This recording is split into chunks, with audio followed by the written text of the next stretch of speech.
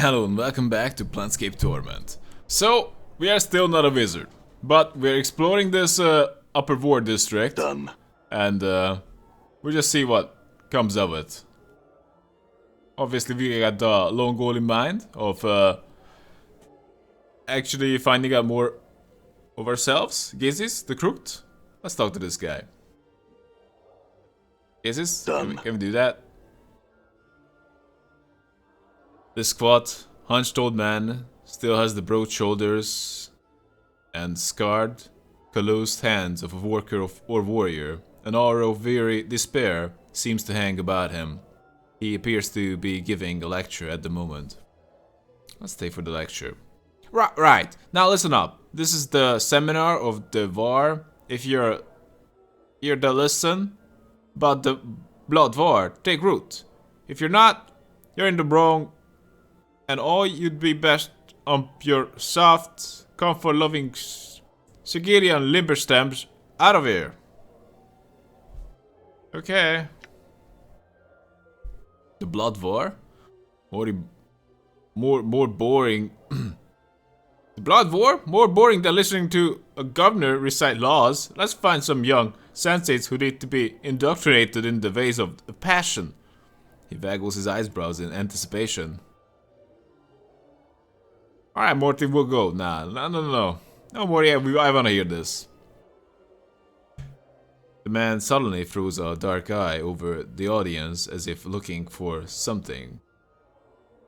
And further, if you're Tanari or Batezu, your scally ideas out the door. It's not letting you ordinary bastards bend an ear to this and listen to your barmy arguments. Keep listening. Cause this is no discussion on who's right. Behind you you hear the sounds of something large leaving the lecture hall. It just tells the blood war from the human point of view. It's not promoting one side or another. Cause they both stink in different ways. Speaker becomes somber. So, what's you waiting to listen to some blood war stories? Tales about the war, hear the horror of it all. No doubt. This guy is kinda hard to understand.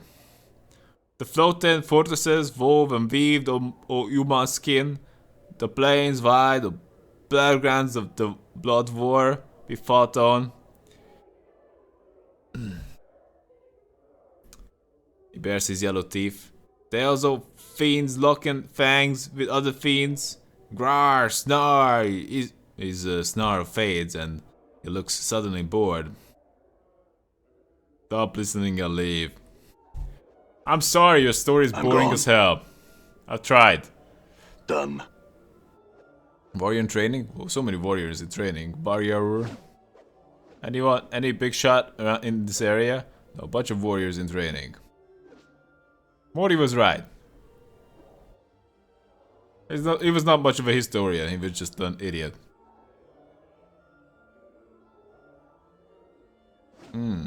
So, like we're exploring, kind of. What about this? Another lecture hall? Bunch of sensates and Kuisai. What did you, Montag? This handsome young man seems lost in thought, his brow furrowed and a slight frown upon his lips. Greetings. And to see you. And thee, sir, hail. What dost thou wish of me? Yes? Who are you? I'm named Montagu, factotum of the senates. Factotum? Verily, sir, a member, if you like. You had senates? I had other questions. What are you doing here? I work as an assistant for one of the faction's administrators, though more often now than the past, I find myself perplexed by one of life's strange ways, such as problems of the feminine variety. You're female? What's your problem exactly? I appreciate the effort for the joke on the second line, but come on, it's a crap joke. What's your problem, buddy? I don't know what's bothering her. I've tried to cheer her up. I don't know what could be the matter. Well, at least you care. So, I don't know. I probably should just start thinking about people like females and males. It's just like they're just people, you know? How about that? Like, some people out there just like trying to figure out all the females. And like, okay, like kind of that is your problem. But not like I know. So, what do I know really? Anyway, how are things between you two? Other than this bout of discontent and humdrums, everything is splendid. All that orbits around us does so with tranquility. Our families are more than satisfied with our potential union, and her siblings love me. There is nothing wrong. Sounds like a true love to me, with a lot of passion.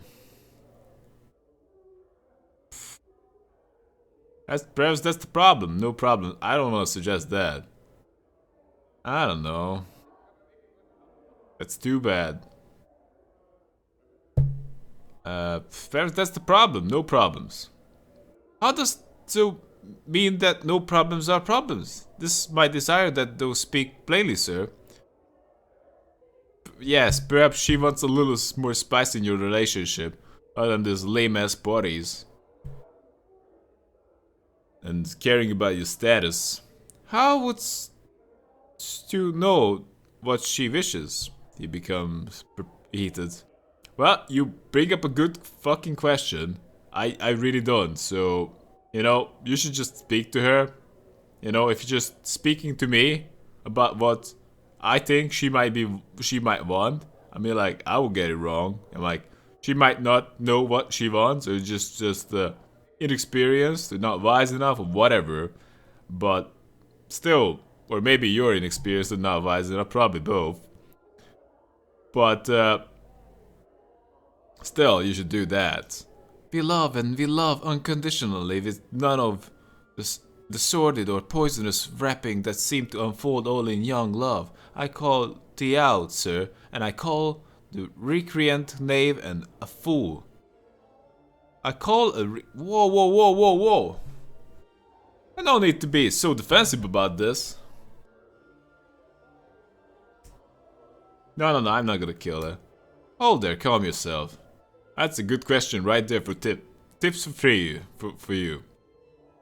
I'm sorry. It was the fury of the moment that caused me to speak, so I tender my apologies to thee and thine, good sir.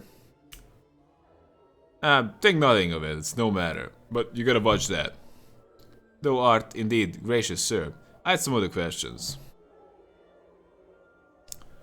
What are you doing here? I work on a... Well, I had other questions. If I can't help you with your lady troubles, I was really setting up to be a good story. Can I do that? I just gonna go with your lady trouble. I had some questions about this place. The Civic Fest Hall? Though would do well to speak with Splinter just inside the entrance to this building. Oh, okay, fine, whatever. What do you know of Ravel Puzzlewell? The legendary Night Hag? No? So should speak to Quell, sir. He is most knowledgeable regarding such thing. He is within the Fest Hall. Though where, I do not know. I'm pretty sure that guy is standing in the corner. And other questions? Nothing. Good luck with your troubles. Oh, hey, Sensei. Kuisai! Are you the guy? This is a life-size granite statue of a gentleman standing with his arms at his sides, eyes closed. It is of excellent craftsmanship, exquisitely detailed, and incredibly lifelike. So much so, in fact, that you find yourself wondering if it's a statue at all. Touch the statue. You touch the statue and find that while the clothes that adorn it are grey cloth rather than rock, the skin as cool as hard as granite. Why would someone clothe a statue? Actually, that's a pretty good idea to make it lifelike. but especially indoors. maybe a little. I'm saying, why would someone clothe a statue? What he's saying? Maybe it's a little too anatomically correct, Chief.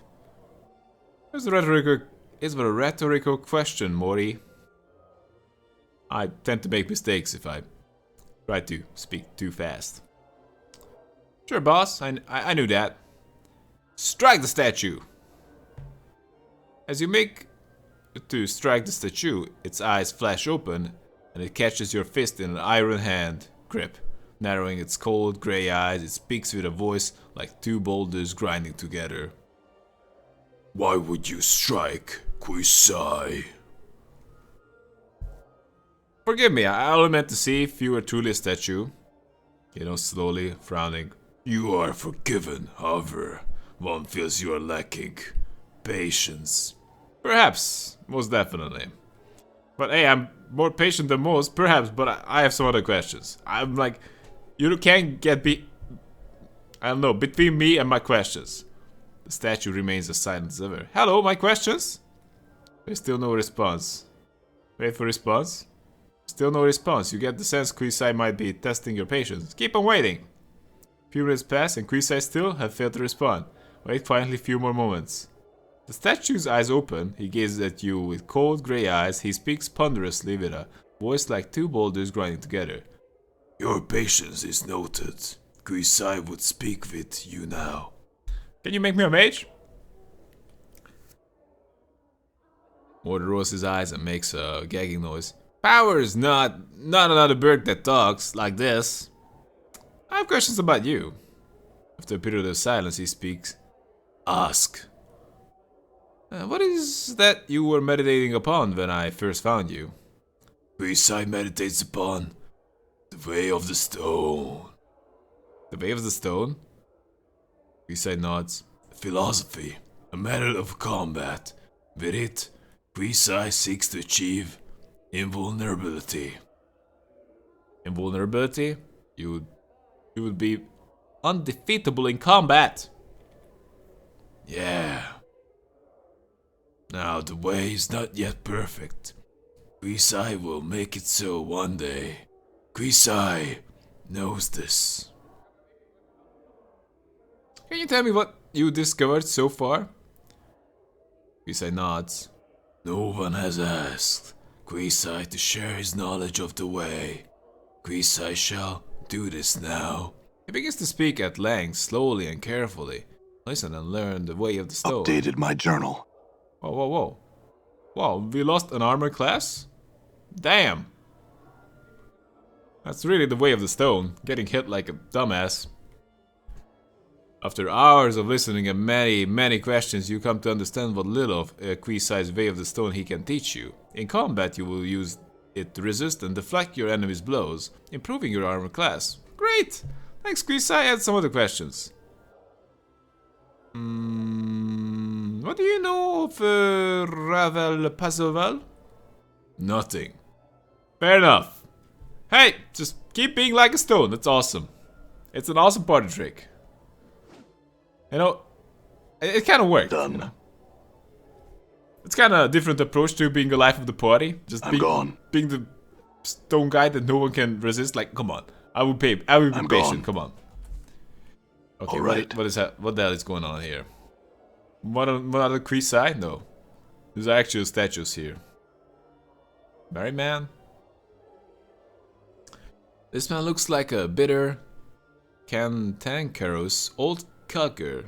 His mouth is twisted into a frown that becomes even more severe as he notices you coming his way.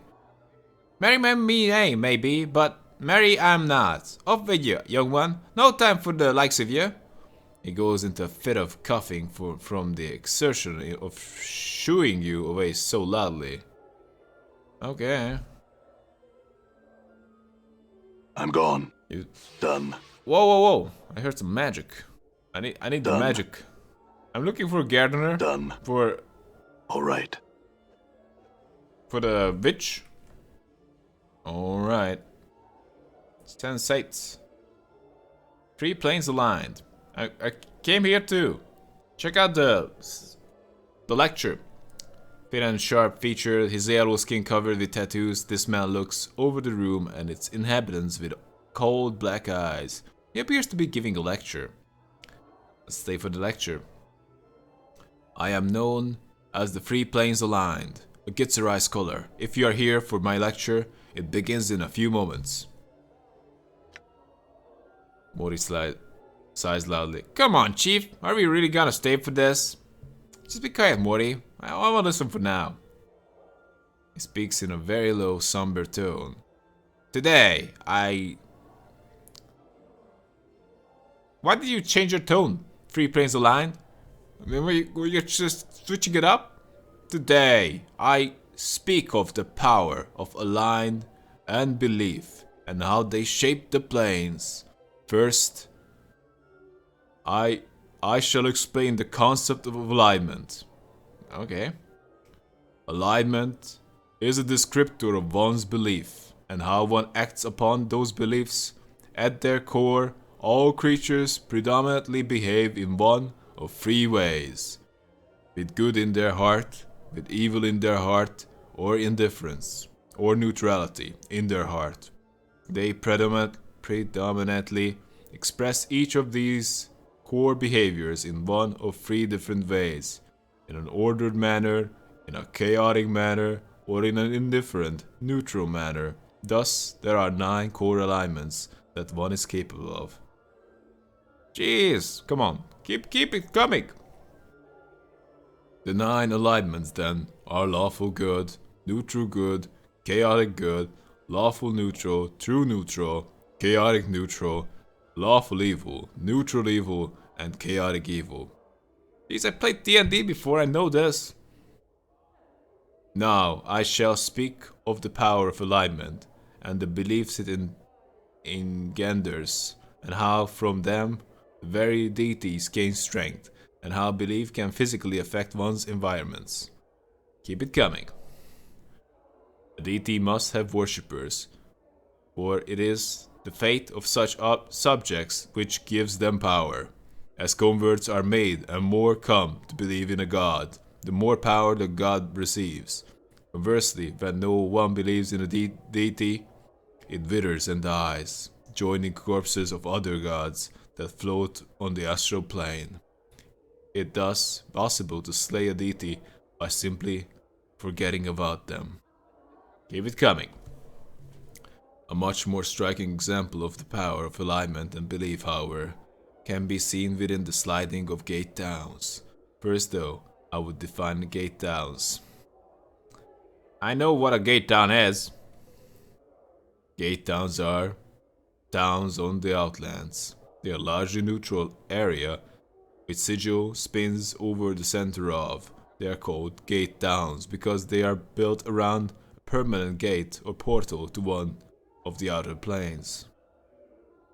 Each of the outer planes has its own alignment. The Abyss is chaotic and evil. Baldur is lawful and evil. Mechanus is lawful neutral. Mount Celestia is lawful and good. The Outlands, again, are true neutral, leaning to neither law nor chaos. Sliding occurs when there is a high concentration of belief in an area of different belief. When this occurs, the area itself will move or slide to a plane that matches the new belief. Alright, we already learned about this with the other guy. Now the gate towns usually have a strong belief that matches the outer plane beyond the portal, but the belief is not yet strong enough for the town to slide from the outlands and into the outer plane. For example, the town of Ribcage borders the portal to the lawful evil plane of Baldur. As expected, the residents of Ribcage are largely lawful evil residents, but the entire town's alignment and beliefs are not strong enough so that Ribcage will slide into Baldur. Keep it on. Jesus Christ. Do I get a cookie after this? I mean, I get it. For example, Ribcage might one day see the sudden rise of lawful evil order of clerics promoting their dark beliefs and converting many of citizens to worship their lawful evil god.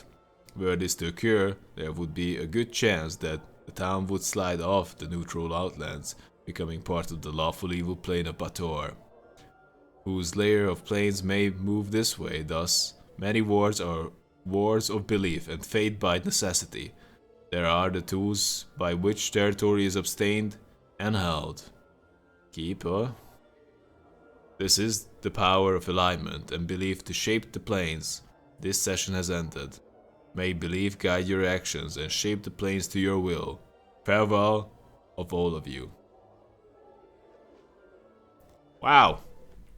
This guy really knows how to just pump up a room. I'm gone. Really energized us with his speech. But it was informative. It was a nice reminder. I'm gone. Okay, what the hell is happening here? Sensates? Okay, whoa, sensates? I'm not sure if you're ready for another one of these sessions. Alright, death advocates. Sigilants, welcome. Please take your seats and listen to the darks of which I speak. Darks? Darks? Give me a break. We're really not going to listen to this rattletrap, are we? Come on. Let's go find some sensate chits and that have never had the pleasurous sensation of tasting the fiery passion of a skull's lips. He waggles eyebrows in anticipation. Quiet down, Morty. We're staying for a while at least. He begins speaking with a somber tone. You too? I sound like the other guy. No. Death is what awaits you at the end of life's journey. He coughs slightly, then raises his eyebrows dramatically, waving his hands at the same time. Death is not an end, but a beginning. Morty whispers. Beginning of more suffering. Yeah. Note to Morty quietly. Yeah, that's what I want. This is what we're really missing. Just go into this lecture and just make fun of the whole crap. That's what I really want. That would really make this good. Of course, I'm just the biggest dumbass because I'm standing right next to the guy, so there's not much room to talk shit about him. For when you die, you shall not cease to exist. No, far from it. The other planes shall welcome you to their breasts. There's a new life, one such as you have never known, awaits you there. Morty whispers. That's for sure. Not to Morty again, quietly. Can I just say, high five, Morty? You shall cast away the tattered cloak of this life and become one of the faithful. Petitioner. As a petitioner on this outer plane, your life journey shall truly begin. If you have been goodly sort of gentleman, steadfast in charity and goodwill toward your fellow bloods, perhaps the light-blanketed slopes of Mount Celestia shall house you when you die. Your spirit shall pass on to this plane, dwelling as a petitioner in the beauty of golden mornings, so soft sunlight that caresses. He sighs dreamily. Well, you're not going there for sure. Morty whispers. An eternal boredom. I didn't know that. Not to Morty quietly. Let's encourage him. Perhaps you lived your life to betray others and get ahead, giving lies instead of truths, backstabbing others, all to accomplish your own goals. Cold, blood-red, cancery. The plane where all turncoats fall when they pass on shall be the cage that imprisons you. As a petitioner on this plane, you shall live a life of treachery and treacheries, of lies and lying, knowing a life without trust. Morty whispers. Looks like we know where both are going to end up when we die. Come on. But I like that comment. Yeah. Encourage Morty again. Note to Morty quietly. I'm just noting Morty at the same time. I don't know. I wanna have some funny one-liners too, Morty. I don't want to be just a mute who nods all the time. He hunches over, his eyes dart back and forth. And perhaps you have lived a life of bloodthirsty evil, contemptuous of your fellow man, laying others low and doing as you please without a care of who or what you hurt. That's not me. I'm only killing in self-defense. then it is perhaps one of the lower planes, Baldur, of the chaotic swirling layers of abyss, that shall welcome you. And evil to the core are the spirits that come to this plane, and most are doomed to mindless cruelty and suffering, or servitude in the dreaded, he whispers dramatically, Bloodvor. Okay, Morty whispers, and that's if you're lucky. Not to Morty quietly. Yeah. No matter where you go, know this. You shall be embarking on a new life. A new life, my Sigilians. Morty whispers. Wow, you're just really stepping up your game, Morty. And that's supposed to be an incentive? We get to do all this again? Gee, I can't wait to be a floating skull all over again. Wee, biking, what a turn! Spoken like someone who hasn't died before, huh? Yes. Well, I love you, Morty. I don't know what I could have done without you. I miss you. While you were not with me for like, I don't know, like like 2 episodes at most. You shall be able to start anew without the burden of memory or your past life. Your sole goal, if you will. He smiles at his own humor. It was really funny, you know. Is to merge with the new plane that you are on, becoming one with the ideals and the very substance of the plane itself. Keep listening. Come on, Morty. You shall be one of the inhabitants, the petitioners, and on this plane, or ideally on one of the building blocks upon which the plane is built, it is the goal of all petitioners to accomplish this goal. He claps his hands together for emphasis. Must. Clap. Must. Ah, come on. Must. Hold. To your ideals. That's how he said it. Morty whispers. Oh, this is one. Big steaming load. I understand. Yeah, I totally agree, Morty. And looks like these guys just had like 2 lines of dialogue, and they just like that, like, hey, I'm just gonna give a lecture. I'm gonna write a page about it. Note to Morty quietly. Your ideals, good or evil, law or chaos, or somewhere in between. As you approach the alignment of the plane, your journey will end as you become part of the plane itself. This a glorious existence, my Sigilians.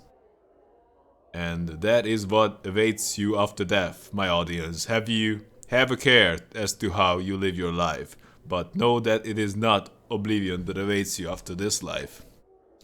Morty says aloud. What a wash! What wash? Oh, come on.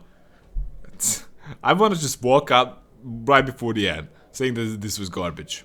Speaker's head turns to face Morty, frowning slightly.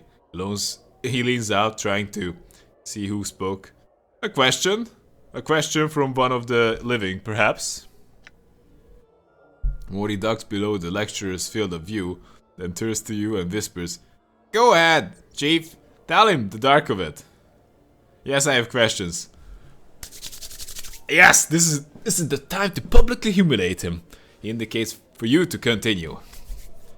No, I'm not gonna do a butt bait question that he's just gonna jerk to later, like, oh yeah, if someone asked me that, I love that. No. We're gonna confront him. What determines which plane you go to when you die? I know that. What if someone can die? That's a good one. Explain our element to me. We know that. The Dustmen say that this is... Nah, he won't like that. Prove what you say is true. Why like that? Tell me about the Bloodvar. I want to ask... he's just gonna... What if someone can die?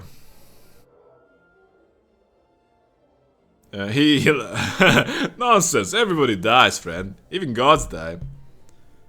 But suppose that someone can die. Well then, based on what I've said, he would never reach the outer planes and never become a petitioner. I had other questions. Prove to me what you say is true. The lecturer looks taken back. And how might I do that? You're supposed to know that. Die here now! Wow. Wow. Do we wanna go dark? Wow. Seriously? Nameless One? I'm facepalming. That line is so bad. Do we wanna go with that? Die here now? An audience becomes silent. Feeling the pressure, the speaker swallows slightly.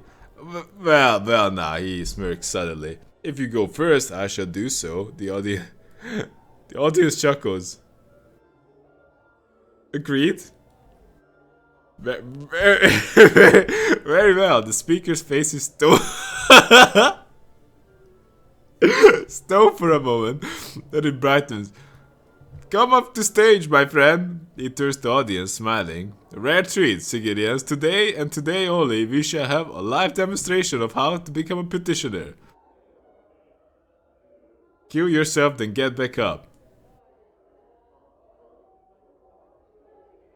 The speaker turns white at this, taking a step back. By the powers. Your turn. The audience watches in morbid fascination. Well now.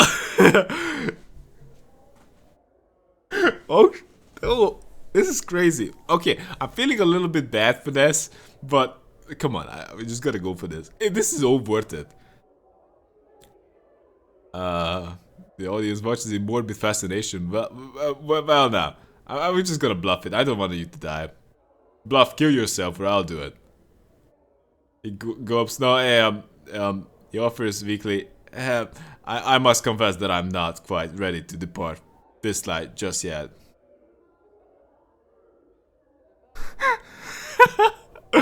Wow. So this great new life on the other planes may not be all that it's supposed to be. He didn't say that it's gonna be great. I don't know. Do we wanna go with the second one? He's gonna shit his pants. Make a motion to kill him, stopping just short of his neck. The speaker flinches, clasping his eyes shut and screeching. You hear a drizzling sound as he soils himself. I'm sorry. I'm evil as hell. So this great new life on the other planes may not be at all it's supposed to be.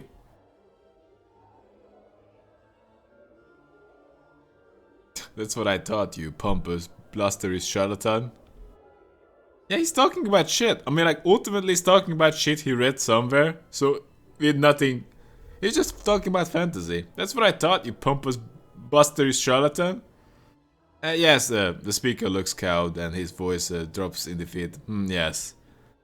I don't have any other questions. I mean, like, this is the time to walk away. If there are no more questions, I think we've seen enough.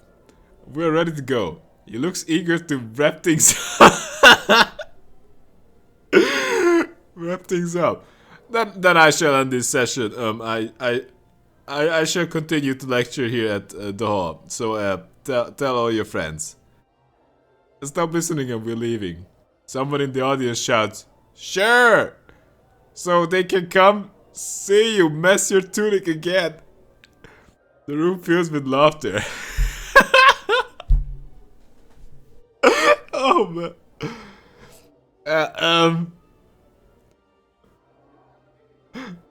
He's speechless. I'm sorry, man. He's making a living talking about crap to the audience. Oh, what is that? Hallway leading to the dormitories. Oh, okay, fair enough. All right. Oh, what is this? What is that? This dummy is adorned with pockets, purses, and pouches. Dozens of tiny bells. Thief in training? What the hell? I should just murder all of you right now. Just throw in a flame bomb and just close the door. What? Who are you? Jumbo murder sense? Have I speak with you? This short, balding man, orange tunic and rather sizable gut give him the look of walking pumpkin. He's absent-mindedly patting his large pouch with a slow rhythm, as if it were a drum. The man's odd, crooked smile and a strange gleam in his eyes make him look a bit mad. Greetings! The man gives an exaggerated, flourished bow, and he presents a small card with which reads only Jumbo Murder Sense, Saucitect, Sorcerer, Extraordinaire. Wow. Really? Then he snatches the card from your grasp and proceeds to eat it, grinding wildly at all the while. I already love you, man. He has the same love for axes like I do, and just his opening move is just amazing. He gives you the card, then he proceeds to eat his own card. Because obviously a lot of people told him to eat it, because they don't want to give it a bloody card. Come on, who wants to give it a bloody card? And this guy is amazing. He might be my new best friend. Do you want to party? You want to travel with me? Mori whispers. Somewhere an asylum is one barmy short. Whoa! This guy's responsible for Rickvin's curse? I'd like you to remove Rickvin's curse. Jumbo pretends to not hear you, instead of belching loudly and resuming his belly drumming, his eyes wandering around the fest hall. Is there anything I could do that you would remove Rickvin's curse? No. Remove his curse, Jumbo, before I'm forced to hurt you. Wow. I like persuading people, but looks like I'm just down on the intimidation path every single time. I'm kind of working with what I got. I'm a barbarian, the scarred barbarian with a hammer in his hand. I mean, like I walk up to people and say I kill you. They tend to take me seriously. Jumbo raises an eyebrow and takes a step back. He opens his mouth abruptly, and though his lips or throat don't move to shape any word or sound, torrent of incomprehensible babbling begins to pour out. Updated my journal. Jumbo shuts his mouth and the babbling ceases. He peers at you through narrowed eyes, a self-satisfied smile on his pudgy face. Suddenly you hiccup, and hiccup, and hiccup again. Jumbo Murder Sense merely turns his head and waves you away. You're dead. Uh-oh. Looks like you just got a curse frowned on you, Chief.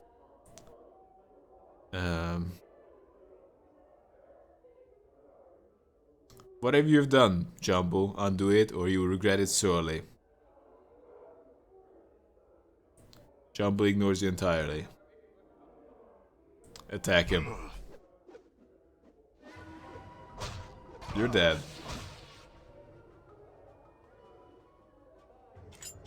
I'm sorry, there's no dicking around. I'm gone. Are we taking damage? I'm hiccuping. Who's gonna remove the curse? Are we gonna just hiccup for the rest of my life? I'm gone. I'm gone. My logic was that killing the guy. Whoa! Major training! Can you guys teach me about something? Alright. Major training? This person is staring intently at a metal panel mounted on the chamber's wall. After a moment of fierce concentration, they wave their hands about and utter a string of impressive-sounding arcane syllables, all to no effect. Nonetheless, they continue to practice diligently, far too involved with their work to speak to you. Damn it! I need to be a mage. Done. These guys got no help whatsoever. So I can go check out the dorm. Supposedly in here. Done. Bunch of sensates.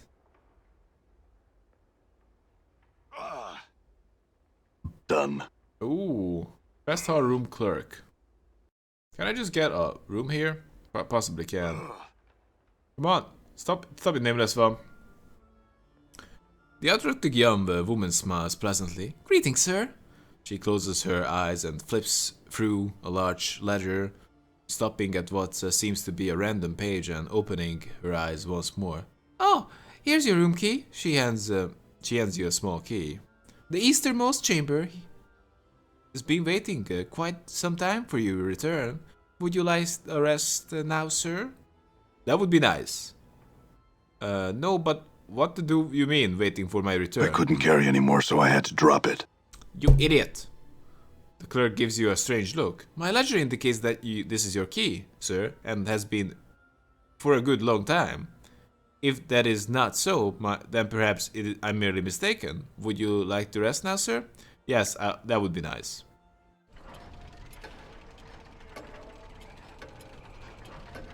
That would be great. Damn it! What is that on the floor? How do we get rid of the... Alright, we need to get rid of all these. Now cast this cool, complete garbage. Don't need any more. Good thing I got both of them. Just in case. Game definitely loves giving me these bronze rings that I can sell later. Quite a penny. Can I realign my characters? Oh, looks like I can. Interesting. I'm gone. Damn it! This door is locked, you need the key. Alright. Not that one, but that one. Or could I even sleep? I suppose I should have got the key, but I didn't get the key. Oh, we got the key right now. This is my room? Whoa! Failed. Opened. That's how you open a container. Just bash it in. Oh, get even more of those. Failed. Failed. Failed. Alright. Failed. Force it. I'm Can you gone. force Alright. it? Failed. Force it. Alright. We gotta Right? figure this out. Special ability. Thieving skills. Can you use Got it? it. Might as well. Okay. So we got some lockpicking Alright. skills with Anna, just in case. Brute force is no good. Come on, Nameless One, don't be an idiot. Come on! Can't go there. Might as well. Can you go there? No, it's empty. Damn it! Nameless One, how the hell did we get rid of the hiccup?